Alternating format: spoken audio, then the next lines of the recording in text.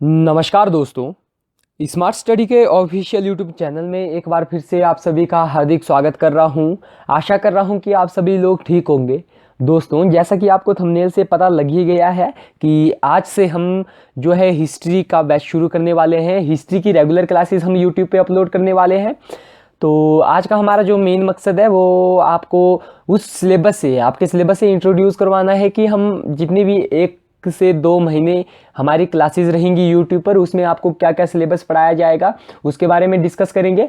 तथा साथ ही में हम थोड़ा सा आज पहली वीडियो भी हमारा जो क्लासेस है बैच की वो भी आज से शुरू करेंगे।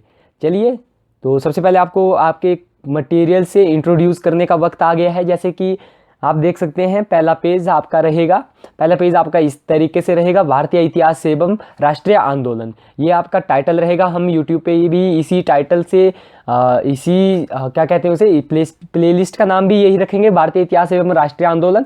जो मेनली है वो हमने HRTC कंडक्टर के लिए इसको बनाया है। HRTC कंडक्टर का जो पेड ग्रुप है हमने उसमें इसको अपलोड करने जा रहे हैं हम लोग। इसको क्या क्या बके जा रहा है लड़के। चलिए, बाकी आप देखिए थोड़ा सा इंटरफेस। आपको मेनली मैंने कहा कि सिलेबस से इंट्रोड्यूस, आपके मटेरियल से इंट्रोड्यूस करवाना मेरा मेन मकसद है इसमें, इस वीडियो में। जैसे कि भारतीय इतिहास का वर्णन मुख्यतः HRTC कंडक्टर की परीक्षा को ध्यान में रखकर किया गया है। किसी भी प्रकार की समस्या या सुझाव के लिए आप smartpaghlani801@gmail.com पर मैसेज कर सकते हैं। ठीक है, मुझे पूर्ण विश्वास है। तो ये पुस्तक आपसे क्या कर रही है, पुस्तक कहे या PDF कहे या ई बुक कहे या बुकलेट कहे, जो भी आप कहना चाहें, बुकलेट में भी शायद ज़्यादा अच्छा रहेगा। कि मुझे पूर्ण विश्वास है यदि आप इसे पूरी तरह सही ढंग से पढ़ लेते हैं तो आप भारत की किसी भी परीक्षा जिसमें इतिहास विषय से प्रश्न पूछे जाते हैं पूरी तरह से तैयार हैं। ये पुस्तक आपसे वादा कर रही है। अगर आपने सही ढंग से पढ़ेंगे तो पुस्तक ने वादा कर लिया है।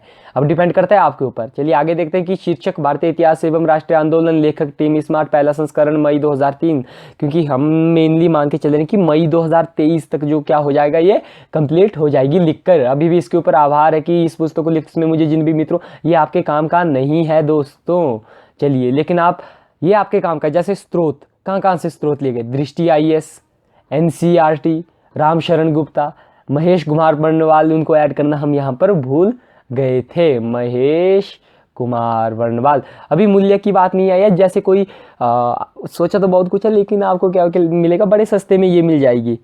अगर आप इसकी भाषा देखें ना, आगे बड़ी सरल भाषा में हमने लिखा है। इसी कामना के साथ कि किसी तरह की त्रुटि दिखने पर आप अपनी बहुमूल्य राय हमारे साथ छोड़ो यार, ये काम की चीज़ नहीं है। ये तो ऐसे ही जिसे कहते हैं ना, फॉर्मेलिटी पूरी करनी होती है। अनुक्रम, ये आपका सिलेबस रहेगा आने वाले 2 से 3 महीने, या आप कह सकते हैं 1 महीने, जितना भी होगा उसमें आपका इतना हम कंप्लीट कर देंगे। जैसे कि भाग 1 प्राचीन भारत का इतिहास, 3 भागों में आपकी ये बुकलेट डिवाइड है। भाग 1 में प्राचीन भारत का इतिहास है। प्राचीन भारत के इतिहास में आपको कुछ टॉपिक दिए गए हैं, जैसे कि प्राचीन भारतीय इतिहास के स्रोत, फिर उसके बाद प्राग ऐतिहासिक काल के बारे में, pre history, proto history, history, सब कुछ पढ़ाएंगे। नव पाषाण काल, पूरा पाषाण काल, पाषाण काल, ये सब कुछ यहाँ पे आपका प्राग ऐतिहासिक काल में कवर हो जाएगा। ताम्र पाषाण काल। फिर उसके बाद हम सिंधु घाटी सभ्यता की बात करेंगे। 1 मिनट में थोड़ा इसको हाईलाइटर को थोड़ा सा थिन कर दूँ, पतला कर दूँ। सिंधु घाटी सभ्यता जैसे आपकी खत्म होगी, वैदिक सभ्यता पढ़ेंगे। ये आप सिलेबस देख लें एक बार। ये हमारा किसका है, एंशिएंट हिस्ट्री का सिलेबस है। ठीक है, उसके बाद भाग 2 की बात करें तो मध्यकालीन भारत का इतिहास। मध्यकालीन भारत के इतिहास में फिर भी आपका यहाँ पे देखो सिलेबस है, ये टॉपिक हम कवर करेंगे। फिर भाग 3 में बात करते हैं आधुनिक भारत का इतिहास। भारत में यूरोपियों का आगमन, ये आप जब PDF मिलेगा ना आपको, तब उस टाइम आप खुद से देख लीजिएगा। ये तो मेरा थोड़ा सा इंट्रोड्यूस करवाना है कि एक एक बताओ तो मैं भी बोर हो जाऊंगा, आप भी बोर हो जाएंगे। ठीक है, चलिए तो आज हम पढ़ना शुरू करेंगे। 4 मिनट 30 सेकंड हो गई। तो भाग 1 क्या है, प्राचीन भारत का इतिहास। कोशिश किए कि पिक्चर से आपको थोड़ा ज़्यादा क्लियर होगा, पिक्चर्स प्रोवाइड करवाएं, पिक्चर अपलोड करें। चलिए, जैसे पहला टॉपिक आज शुरू हो गया है। चलिए, पहली क्लास है हमारी हिस्ट्री की, 50 सेकंड पे प्राचीन भारतीय इतिहास के स्रोत। सबसे पहले हमारे लिए यह जानना आवश्यक हो जाता है कि आखिर इतिहास है क्या। जो हम इतिहास इतिहास करते हैं, आखिर इतिहास की परिभाषा है क्या, किसे हम इतिहास कहेंगे मेरे दोस्त? तो इस समस्या का समाधान हो गया। इसका आसान सा जवाब है, वर्तमान के प्रकाश में अतीत का अध्ययन करना जो है इतिहास है। क्या है? वर्तमान के प्रकाश में अतीत, वर्तमान समय में हम क्या कर रहे हैं, जो अतीत का अध्ययन कर रहे हैं वो हमारा क्या किस में चला गया, इतिहास में चला गया। या हम कह सकते हैं कि महत्वपूर्ण तथ्यों को चुनकर अतीत का पुनर्निर्माण करना इतिहास है। ये हम नहीं लिख रहे, ये कोई महान विद्वान लिखकर चला गया है। ठीक है, तो अब हम स्रोत की बात कर रहे थे। देखो, इन महत्वपूर्ण तथ्यों को, जिन तथ्यों के आधार पर हम क्या कर रहे हैं, अतीत का अध्ययन कर रहे हैं, उन्हें हम किस नाम से जानते हैं? स्रोत के नाम से जानते हैं दोस्तों। ठीक है, अब सवाल ये उठता है कि आखिर प्राचीन भारतीय इतिहास जानने के स्रोत कौन कौन से हैं। चलिए जानते हैं इनके बारे में। प्राचीन भारतीय इतिहास के स्रोत अनेक और विविध प्रकार के हैं। जैसे कि अपने अध्ययन, अपनी सुगमता के लिए हम इन्हें क्या करते हैं, दो हिस्सों में डिवाइड कर लेते हैं। पहले हिस्से का नाम हम रख देते हैं पुरातात्विक स्रोत, और दूसरे हिस्से का नाम हम रख देते हैं साहित्यिक स्रोत। तो पुरातात्विक स्रोत को हम यहाँ पर पढ़ेंगे। तो पुरातात्विक स्रोत में हम निम्नलिखित को शामिल करते हैं। पुरातात्विक स्रोत में शामिल किया जाता है किन किन को? अभिलेख को, स्मारक या भवन को, सिक्कों को, मूर्तियों को, चित्रकलाओं को या मोहरों आदि को। सबसे पहले हम पढ़ेंगे अब अभिलेख के बारे में। तो चलिए जानते हैं कुछ महत्वपूर्ण तथ्य अभिलेखों के बारे में। सबसे प्राचीन अभिलेख हमें कहाँ से मिला है? मध्य एशिया के बोगाजगोई नामक एक स्थान से प्राप्त हुआ है, जिस पर मित्र, वरुण, इंद्र और नासत्य, जो कि वैदिक देवता थे, उनके नाम मिलते हैं। प्राचीन भारत में सबसे प्राचीन अभिलेख जो है अशोक के हैं, जो हमें 300 ईस्वी पूर्व पहले के प्राप्त हुए हैं। अभिलेखों के आधार पर अशोक का इतिहास लिखने का सबसे पहले जो है सफल प्रयास किसने किया था? इनका नाम इम्पोर्टेंट है, D.R. भंडारकर। अशोक ने जो अभिलेख लिखे, अपने अभिलेख छपवाए, वो मुख्यतः ब्राह्मी लिपि, खरोष्टी, यूनानी तथा अरमाइक आदि लिपियों में लिखे। आप मेनली याद रखिएगा ब्राह्मी और खरोष्टी लिपि में। ऐसा नहीं जैसे ना अशोक के अभिलेख मिल गए, अब अशोक के अभिलेख मिलने के बाद ऐसा नहीं हुआ कि अभिलेख मिलना ही बंद हो गए, लेकिन अशोक के बाद के भी कई अभिलेख मिले हैं, जिनका अगर हम वर्णन करें तो वो बहुत सारे हैं, लेकिन उनमें से प्रमुख इस प्रकार से हैं, या महत्वपूर्ण, अगर आपको हिंदी समझ नहीं आती तो इम्पोर्टेंट इस प्रकार से हैं। यहाँ अभिलेख, शासक, विषय।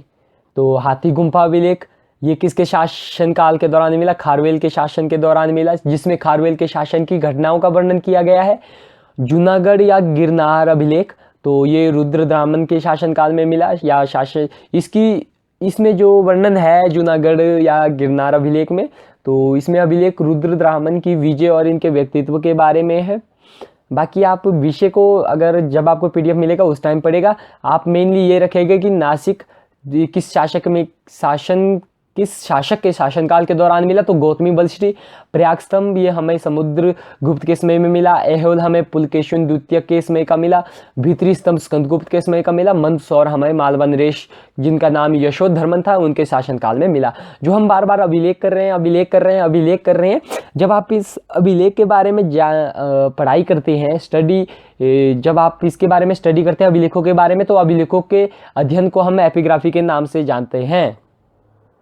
अभिलेखों के अध्ययन को एपिग्राफी के नाम से जानते हैं। ये भी इंपॉर्टेंट है आपके परीक्षा की पॉइंट ऑफ व्यू से। उसके बाद हम बात करेंगे स्मारक और भवन की। वीडियो लंबी तो नहीं हुई मित्र? 1 मिनट देख लेता हूँ। नहीं, चलिए। जो मेन है ना, बाकी यार कितना पढ़ोगे? जैसे हम पढ़ते थे ना कि अंतर्जी खेड़ा आदि की खुदाइयों से, वो मज़ा नहीं है ना। अब मेन पॉइंट ही हम पढ़ेंगे, जैसे कि अंतर्जी खेड़ा आदि की खुदाइयों से पता चलता है कि देश में लोहे का प्रयोग 1000 ईसा पूर्व प्रारंभ हुआ। ये पॉइंट मिल गया आपको यहाँ से। प्राचीन काल में भारत में भारी संख्या में मंदिरों का निर्माण हुआ था, आपको भी पता है, जिन्हें आक्रमण के द्वारा या प्राकृतिक आपदाओं के द्वारा वो क्या हो गए कि भूमि मिट्टी में मिल गए, लेकिन उनके अवशेष जो है आज भी मिल रहे हैं। उन मंदिरों के कारण भी हमें इतिहास का पता चल रहा है, अपने प्राचीन इतिहास का पता चल रहा है। बाकी यहाँ से जो इम्पोर्टेंट पॉइंट निकल कर आते हैं वो ये है कि उत्तर भारत के मंदिर हमारे कौन सी शैली से निर्मित है? नागर शैली से निर्मित हैं। इसका बेस्ट एग्जाम्पल की बात करें तो खजुराहो का कंदरिया महादेव मंदिर इसका बेस्ट एग्जाम्पल है। मध्य भारत के मंदिर हमारे बेसर शैली से बने हैं। शैली को याद रखिएगा कि उत्तर भारत की नागर शैली, मध्य भारत की बेसर शैली, दक्षिण भारत की हमारी द्रविड़ शैली है, मंदिरों के निर्माण में प्रयोग हुई। इसका एग्जाम्पल क्या है? तंजौर का राजराजेश्वर मंदिर। उसके बाद हम बात करते हैं सिक्कों की। सिक्कों से भी भारी मात्रा में ऐतिहासिक जानकारी प्राप्त हुई है, जैसे कि सिक्कों से हमें 206 ईस्वी पूर्व से लेकर 300 ईसा पूर्व तक के भारतीय इतिहास की जानकारी का पता चलता है दोस्तों। पुराने सिक्के हम मुख्यतः तांबा, सोना, चांदी, शीशे आदि से बनते थे। पुराने सिक्कों को किस नाम से जाना जाता था? तो पुराने सिक्कों को आहत सिक्कों के नाम से जाना जाता था। क्यों? क्योंकि इन्हें जो है ठप्पा मारकर, मतलब मार मार कर बनाया जाता था। इन्हें पंचमार्क सिक्के भी कहा जाता है। भारतीय भाषा में इन्हें क्या कहा जाता है? आहत मुद्रा कहा जाता है। सर्वाधिक सिक्के हमें किस में मिले? मौर्योत्तर काल के मिले। सातवाहन के शासनकाल में शीशे के सिक्के प्राप्त हुए तथा गुप्त शासकों के दौरान जो हमें सोने के सिक्के प्राप्त हुए।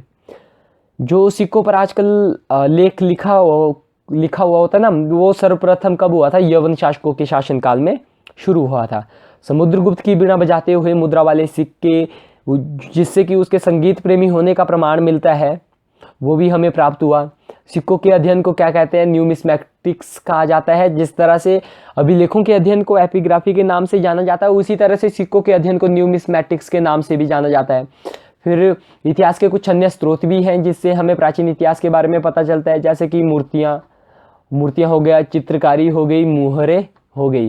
तो प्राचीनतम भारतीय इतिहास में मूर्तियों का निर्माण कुषाण काल से आरंभ हुआ।